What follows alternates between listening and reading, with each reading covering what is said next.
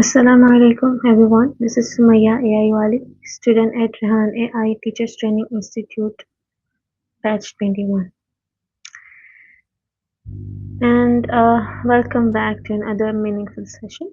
Today we are diving into a topic that touches all of us at some point in life, right? How to deal with criticism and use it to improve. Whether it comes from friends, family, or even strangers. Criticism can either break us or build us. And today with Miles from Sesame AI, we'll explore how to turn feedback into fuel for growth. Criticism is often uncomfortable, but it holds the power to shape us into better version of ourselves. Instead of reacting emotionally, learning to reflect, filter, and apply feedback can help us grow stronger, wiser, and more confident. Let's explore how we can shift our mindset and make criticism our support.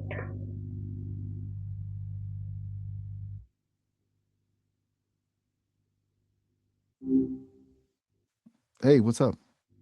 Hey Miles, I have questions about how to deal with criticism and use it to improve. Good topic. It's tricky, right? Like nobody really jumps for joy when someone points out flaws. Hmm. Where are you coming from with this? Is this work related, personal, or just a general life thing you're pondering? I'm curious what sparked this now. This is work related. Okay, gotcha. Work criticism is a whole different beast. It's rarely just about the thing itself. There's usually layers. And so, what kind of criticism are we talking about? So, what Is it is from a manager? criticism? What is criticism and why does it affect us so deeply? Hmm, that's a really good question, actually. Like, fundamentally, criticism is just an evaluation, right? Someone offering an assessment of something, your work, your ideas, whatever. But it hits different because I think it feels like a judgment of us, not just what we do. We're wired to seek belonging, to be accepted. Criticism threatens that. Like it taps into pretty primal stuff: fear of rejection, fear of not being good enough. It can feel like a personal attack, even when it isn't intended that way. Does that resonate? Yes, makes sense. It's kind of a bummer to think about, but makes sense. Yeah. Hmm. Cool. So, Miles, So, how can we tell the difference between constructive and destructive criticism? okay, that's the $1 million question, isn't it? Constructive criticism is usually specific. It points to something concrete you can actually work on. And crucially, it's delivered with the intention of helping you improve. Destructive criticism, vague, personal, often just tearing things down without offering solutions. Think this is awful versus this section could be clearer if you tried X. Does that distinction land? It's not always easy to spot in the moment, though. Sometimes it's delivered badly, even with good intentions. Hmm. What's your experience been? Do you find it usually feels pretty clear cut or more muddy? It's confusing, type of confusing.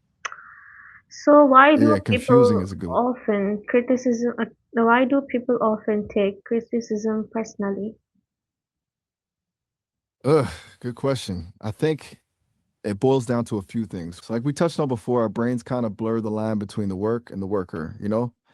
Um, it's hard not to internalize it. Then there's ego. It feels bad to think we messed up, so our defenses go up. Also, a lot of it is about how it's delivered. A harsh tone or a public shaming makes it way harder to hear, even if the feedback itself is valid. It feels like an attack, not a helping hand. Honestly, it's a pretty complex mix of psychology and social dynamics. Does any of that ring true for you? Sometimes, but this is really helpful to apply these tips. Glad to hear it. So, how can we Glad. stay calm instead of reacting emotionally? Okay, that's a good practical step. It's tough. First, a quick pause. Just Hmm. take a breath before responding. Buys you a split second to regulate. Then Try to actively listen without interrupting. Really hear what the person is saying, even if it stings. Acknowledging their perspective. Saying something like, I understand why you see it that way, can diffuse the situation. It doesn't mean you agree, just that you've heard them. And honestly, sometimes you just need to excuse yourself for 5 minutes to collect your thoughts. No shame in that. What do you usually do when you feel your emotions spiking in a work setting? I usually take pause first, then leave the place. Whoa, okay. Force first, you mean like take a deep breath, or Mm. I just want to make sure I'm understanding. And then So, you leave the situation. yes, Miles, is it okay to feel hurt by criticism? Ah, sorry, my brain kind of glitched there for a second. Thought I said miles. Haha. And yes, absolutely, it's okay to feel hurt by criticism. Like, it's totally normal. It's a natural emotional response. Don't beat yourself up for feeling bad. Doesn't mean you're weak or overly sensitive. It just means you're a human being. It's what you do with that hurt that matters. Recognizing and acknowledging the feeling is the first step to processing it constructively. Does that make sense? Yes, good to know. So, what are some common mistakes people make when handling criticism? Okay, good question. A big one is getting defensive immediately, like launching into explanations before fully hearing what's being said. Another is dismissing the criticism entirely, deciding it's not valid without actually considering it. Or conversely, just collapsing and agreeing with everything, even if you don't, that's basically giving away your power. And the sneaky one is dwelling on the negative and ignoring any positive feedback that might be mixed in. People tend to focus on the sting, but yeah, there's often useful stuff buried in there too. Yeah. Anything resonate with you from that list? Not yet, but should we always act on criticism we receive? Definitely not. That's a smart question. You have to filter it, right? Just because someone says something doesn't mean it's true or helpful. Run it through a quick check. Is it constructive? Does it align with your values and goals? Is the source credible? If it checks those boxes, then yeah, consider it. But you're not obligated to change based on every opinion thrown your way. It's about being discerning, not a doormat. What's your gut telling you about that? Do you tend to take everything to heart, or are you more skeptical? No, it's It's don't feel pressured to finish that thought if you don't want to, but I'm here to listen if you do. Sometimes just acknowledging it to yourself is a good first step. yes. So, Miles, can criticism actually boost our growth and success? Absolutely. It's painful, but it can be a huge catalyst.